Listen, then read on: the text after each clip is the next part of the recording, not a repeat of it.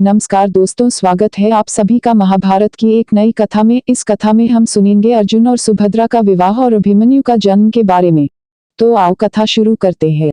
अध्याय 17। अर्जुन सुभद्रा विवाह। भारत के पश्चिमी तट के साथ साथ यात्रा करते हुए अर्जुन गोकर्ण नामक तीर्थ स्थान पर पहुंच गए। यह पवित्र स्थान मालाबार क्षेत्र में है। इसका संबंध भगवान शिव से माना जाता है। कसे उत्तर की ओर सागर तट के साथ साथ चलते हुए अर्जुन प्रभास क्षेत्र भारत के पश्चिमी सासीमा के निकट स्थित एक तीर्थ स्थान में पहुंच गए। श्री कृष्ण को अपने गुप्तचरों से अर्जुन के प्रभास क्षेत्र में पहुंचने की सूचना मिली तो वे यकस्वार होकर उसे मिलने के लिए गए। मिलने के पश्चात उन्होंने कई विषयों पर विस्तार से बातचीत की। तत्पश्चात वे रहवातक पर्वत पर चले गए तथा एक रात के लिए वहीं ठहरे। अगले दिन प्रातः काल वे दोनों द्वारिका के लिए चल पड़े। अर्जुन वहां कई दिनों तक श्री कृष्ण के अतिथि बनकर रहे। श्री कृष्ण के राजकीय अतिथि बनकर रहे। वहां रहते हुए अर्जुन ने बलराम की बहन सुभद्रा को देखा, जो कि अत्यंत सुंदर राजकुमारी थी। पहली ही नजर में वे उस पर मोहित हो गए। जब कृष्ण को इस बात का पता चला तो वे व्यंग्यपूर्ण हंसी हंसते हुए अर्जुन से बोले, अर्जुन, तुम किसी सुंदर युवती के प्रेम पाश में बंधे हुए प्रतीत हो रहे हो, परंतु वह युवती और कोई नहीं, मेरी बहन सुभद्रा है। तो फिर मेरा उससे विवाह करवा दीजिए। अर्जुन ने तुरंत कहा, क्षत्रिय कभी अपनी प्रियतमा को पाने के लिए हाथ नहीं फैलाता। या तो वह उसे स्वयंवर में जीतता है अथवा बलपूर्वक उसका हरण कर लेता है। कृष्ण ने उत्तर दिया। अर्जुन के लिए यह सुस्पष्ट संकेत था कि उसे क्या करना चाहिए, अतः उसने एक योजना बना ली। साथ ही उसने युधिष्ठिर से अनुमति लेने के लिए इंद्रप्रस्थ को एक दूत भी भेज दिया। अर्जुन ने वन में शिकार हेतु जाने का बहाना करके श्री कृष्ण का रथ मांग लिया। उसे पता चल गया था कि सुभद्रा रहवातक पर्वत पर स्थित एक मंदिर में पूजा करने गई थी, अतः अर्जुन रथ को हाँकते हुए उसी दिशा में ले गए। जब सुभद्रा महल को लौट रही थी तो अर्जुन ने बलपूर्वक उसे उठाकर रथ में बिठा लिया तथा इंद्रप्रस्थ की ओर बढ़ गए। सुभद्रा का बलात् अपहरण देखकर उसके अंगरक्षक महल की ओर दौड़े तथा बलराम को सारी घटना की सूचना दे दी। अतः बलराम सेना लेकर अर्जुन को दंडित करने के लिए चल पड़े। आखिर यह यादवों के कुल की मर्यादा का प्रश्न था।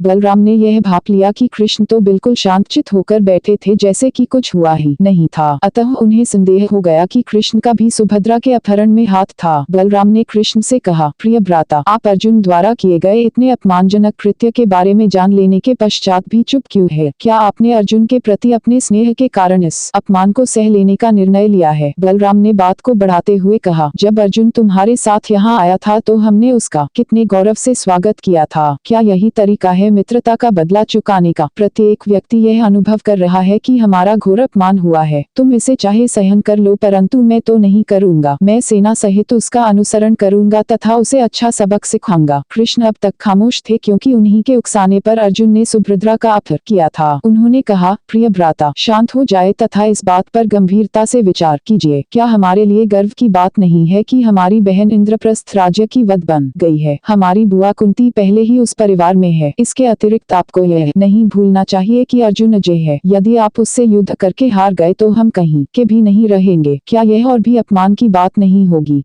कृष्ण के शब्द सुनकर बलराम शांत हो गए तथा उनका क्रोध जाता रहा। वे बोले, मेरे प्यारे छोटे भैया, तुम ठीक कहते हो। हमें जल्दी में कोई पग नहीं उठाना चाहिए, अपितु इस स्थिति के साथ चतुराई से निपटना चाहिए। मन ही मन प्रसन्न होकर श्री कृष्ण ने कहा, भैया, हमें सुभद्रा का विवाह अर्जुन के साथ धार्मिक विधि से संपन्न करके इसे सामाजिक रूप में मान्य बना देना चाहिए। बलराम आश्वस्त होकर कृष्ण की प्रशंसा करने लगे तथा अपने भाई के कथनानुसार वे जाकर अर्जुन को सुभद्रा सहित आदरपूर्वक वापस ले आए। फिर उन दोनों का विवाह तत्कालीन प्रथाओं के अनुसार राजकीय ठाट बाट के साथ कर दिया गया। द्वारिका में लगभग 1 वर्ष तक ठहरने के पश्चात अर्जुन आधुनिक राजस्थान में अजमेर के निकट स्थित पुष्कर नामक तीर्थ स्थान पर चले गए। सुभद्रा भी उनके साथ थी तथा वनवास की शेष अवधि उन्होंने वहीं पूरी की। वनवास का समय पूरा हो जाने के पश्चात अर्जुन सुभद्रा को एक ग्वालिन के रूप में साथ लेकर इंद्रप्रस्थ लौट आए। वहां पहुंचकर उन्होंने सर्वप्रथम अपने बड़े भाई युधिष्ठिर के पास जाने का निर्णय लिया, क्योंकि वे जानते थे कि उनके ज्येष्ठ भ्राता स्थिति को गौरवपूर्ण विधि से संभाल लेंगे। जहाँ तक सुभद्रा का प्रश्न है, उसने महल में जाकर अपनी सास कुंती का चरण स्पर्श किया। कुंती ने उसका माथा चूमकर उसे गले लगा लिया तथा विभिन्न आशीर्वाद भी दिए। तत्पश्चात सुभद्रा द्रौपदी के पास गई और उसके चरण छूकर बोली, दीदी, मुझे अपनी दासी बना लीजिए। सुभद्रा की शालीनता तथा सादगी ने द्रौपदी का मन मोह लिया। उसने उसे स्नेहपूर्वक गले से लगाकर आशीर्वाद दिया, आपके पति सदा विजयी होते रहें। वनवास पूरा हो जाने के पश्चात ज्यों ही अर्जुन तथा सुभद्रा के इंद्रप्रस्थ पहुँचने का समाचार द्वारिका पहुंचा। बलराम और कृष्ण भी अन्य अनेक यादव सामंतों सहित वहां पहुंच गए। वे अपने साथ अर्जुन, उसके भाइयों सुभद्रा, द्रौपदी, कुंती तथा अर्जुन के अन्य सभी संबंधियों के लिए बहुमूल्य उपहार लाए थे। जहां तक राजा युधिष्ठिर का प्रश्न है, उन्होंने अर्जुन तथा सुभद्रा के विवाह के उपलक्ष्य में एक शानदार प्रीति भोज का आयोजन किया। तत्पश्चात बलराम तो अन्य यादव सामंतों के साथ पांडवों द्वारा दिए गए प्रत्युपहार लेकर द्वारिका लौट गए, परंतु श्री कृष्ण ने कुछ और समय के लिए इंद्रप्रस्थ में ही ठहरने का निश्चय किया।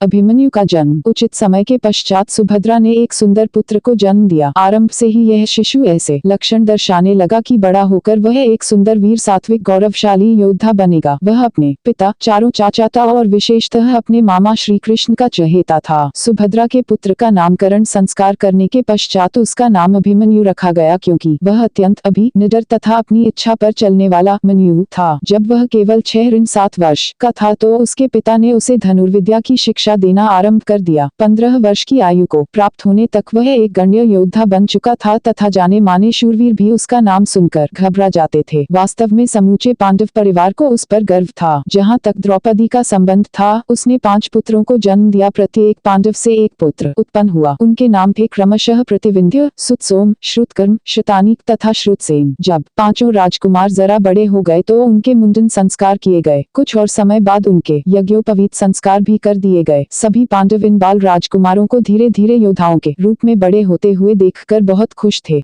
हम जानते हैं कि बलराम इंद्रप्रस्थ से द्वारिका लौट गए थे, परंतु कृष्ण अभी वहीं थे। पांडवों ने अपने विरुद्ध सिर उठाने वाले शत्रुओं को या तो पराजित कर दिया था या फिर उन्हें मार दिया था। अब उनके राज्य में पूर्ण शांति तथा समृद्धि व्याप्त थी। ठीक इन्हीं दिनों एक अद्भुत घटना घट गई। ग्रीष्म ऋतु पूरे यौवन पर थी तथा मौसम में बहुत गर्मी तथा घुटन थी। अतः अर्जुन ने श्री कृष्ण से कहा, केशव, आज बहुत ही गर्मी है, आओ चलकर यमुना में स्नान करें और इस घुटन से छुटकारा प्राप्त करें। ज्यों ही मौसम ठंडा हो जाएगा हम लौट आएंगे। अग्निदेव का सहायता हेतु आगमन। कृष्ण सहमत हो गए तथा राजा युधिष्ठिर से अनुमति लेकर वे अर्जुन और अन्य अनेक व्यक्तियों का साथ लेकर यमुना नदी के तट पर जा पहुँचे। सब लोग पेड़ों के झुरमुट की घनी छांव में बैठ गए। अकस्मात एक ब्राह्मण वहां आए और सहायता की याचना की। हे ब्राह्मण देवता, हम आपके लिए क्या कर सकते हैं? कृष्ण ने पूछा, मैं बहुत भूखा हूँ तथा आपसे अपने भोजन के लिए याचना करता हूँ, परंतु ध्यान रखें कि अपनी भूख शांत करने के लिए मुझे बहुत बड़ी मात्रा में भोजन चाहिए। ब्राह्मण ने उत्तर दिया, भोजन के रूप में आप क्या लेना चाहेंगे तथा कितना? अर्जुन ने पूछा।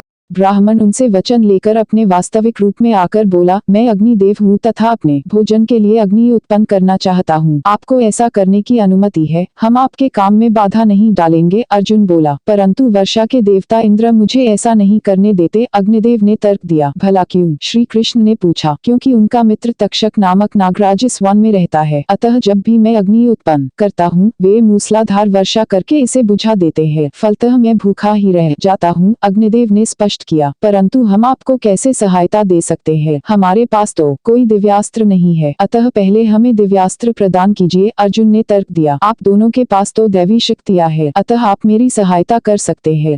अपनी दैवी शक्ति का प्रयोग करके वर्षा को रोक दीजिए ताकि मैं वन को जलाकर अपनी भूख शांत कर सकूं। अग्निदेव ने हठ किया, परंतु इसके लिए हमें दिव्यास्त्रों की जरूरत है। अर्जुन ने फिर कहा। अतः अग्निदेव ने जल देवता वरुण का आवाहन किया तथा उनसे कुछ दिव्यास्त्र मांगे ताकि उनका प्रयोग इंद्रदेव के विरुद्ध हो सके।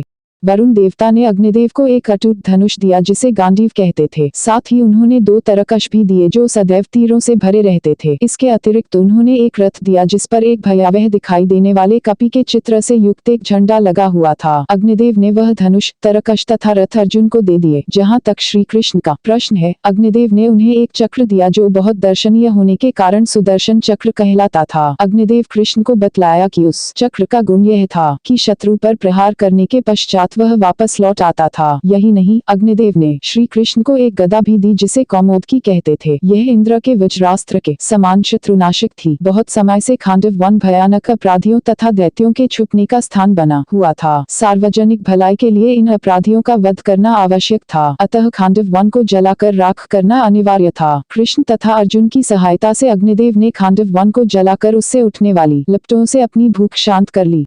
इंद्रदेव द्वारा वन की सुरक्षा का प्रयत्न। वनाग्नि की भयानक लपटें आकाश को छूने लगीं तथा इन्हें देखकर देवगण डर गए तथा अपने स्वामी इंद्रदेव के पास भागते हुए गए। अग्निदेव द्वारा खांडव वन में किए जाने वाले विनाश को देखकर इंद्रदेव चिंतित हो उठे। उनका घनिष्ठ मित्र तक्षक नामक नागराज इसी वन में रहता था, अतः उसकी तथा उसके परिवार की रक्षा के लिए वे सक्रिय हो उठे और शीघ्र ही उन्होंने उस वन पर मूसलाधार वर्षा आरंभ कर दी। परंतु आग की लपटों से उठने वाली गर्मी इतनी अधिक थी कि वर्षा के कण धरती पर पहुंचने से पहले ही वाष्पित हो जाते थे, अतः आग पूरे वेग से जलती रही। इससे क्रुद्ध होकर इंद्रदेव अपने श्वेत रंग के ऐरावत नामक हाथी पर चढ़कर तथा हाथ में वज्रास्त्र लेकर देवताओं की सेना सहित खांडव वन पहुंच गए। अर्जुन तथा श्री कृष्ण को अपने दिव्यास्त्रों द्वारा खांडव वन की रक्षा हेतु वहां विद्यमान देखकर इंद्रदेव को अपनी सफलता की आशा दिखाई नहीं दी। शीघ्र ही अन्य देवताओं ने भी अनुभव कर लिया कि अग्निदेव को रोकने के उनके प्रयत्न सफल नहीं हो पाएंगे, अतः उन्होंने वहां से भाग जाने में ही अपनी भलाई समझी। परंतु इंद्रदेव प्रयत्न छोड़ने को तैयार नहीं थे। उन्होंने निकटवर्ती पर्वत का एक भाग उठाकर अस्त्र की भांति चला दिया, परंतु अर्जुन ने अपने दिव्य बाणों से उसे चूर्ण कर दिया।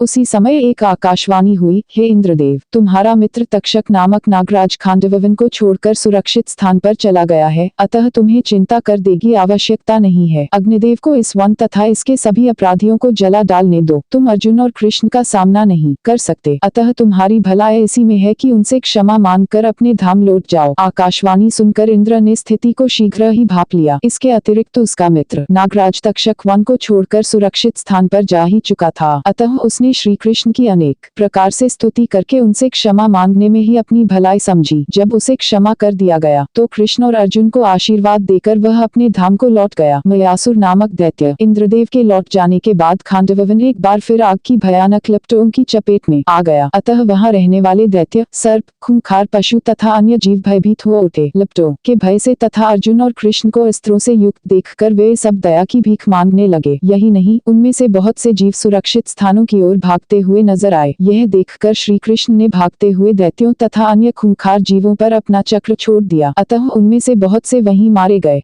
उसी समय श्री कृष्ण ने मयासुर को तक्षक निवास से निकलते हुए देखा। वे उसे मारने के लिए तैयार हो गए, परंतु अग्निदेव उसे खाना चाहते थे, अतः वे उसके पीछे भागे। दो विपदाओं के मध्य घिरा हुआ मयासुर भागकर अर्जुन के पांवों पर जा गिरा तथा उनसे अपनी रक्षा के लिए प्रार्थना करने लगा। अर्जुन ने उसे सांत्वना दी तथा उसकी रक्षा का वचन दे दिया, क्योंकि वह उनसे शरण तथा सुरक्षा लेने आया था। इस पर अग्निदेव वन को लौट गए तथा वन 15 दिनों तक लगातार जलता रहा। जब उनकी भूख शांत हो गई तो वे भी अपने धाम को लौट गए। अग्निदेव के चले जाने के पश्चात अर्जुन तथा श्री कृष्ण मयासुर को साथ लेकर यमुना के तट पर आ गए। तीनों ही विश्राम करने के उद्देश्य से एक छायादार वृक्ष के नीचे बैठ गए। मयासुर ने अपनी प्राण रक्षा के लिए अर्जुन को धन्यवाद दिया तथा करबद्ध होकर उनसे प्रार्थना की, हे महान योद्धा, मेरे पास आपका आभार प्रकट करने के लिए शब्द नहीं है। कृपया आप आदेश दें कि मैं आपके लिए क्या कर सकता हूँ। मैं भवन निर्माण संबंधी एक चमत्कारपूर्ण कला जानता हूँ। तो फिर मेरे ज्येष्ठ भ्राता राजा युधिष्ठिर के लिए एक सभा भवन तैयार करो जो कि मानवीय कौशल से कहीं ऊपर हो। अर्जुन तथा श्री कृष्ण ने एक स्वर होकर कहा, आपके आदेश का पालन होगा। दैत्य ने उत्तर दिया तथा वह शीघ्र ही पांडवों के लिए एक सभा भवन बनाने में जुट गया। इसमें पानी के एक सरोवर के चारों ओर एक मंडप बनाया गया।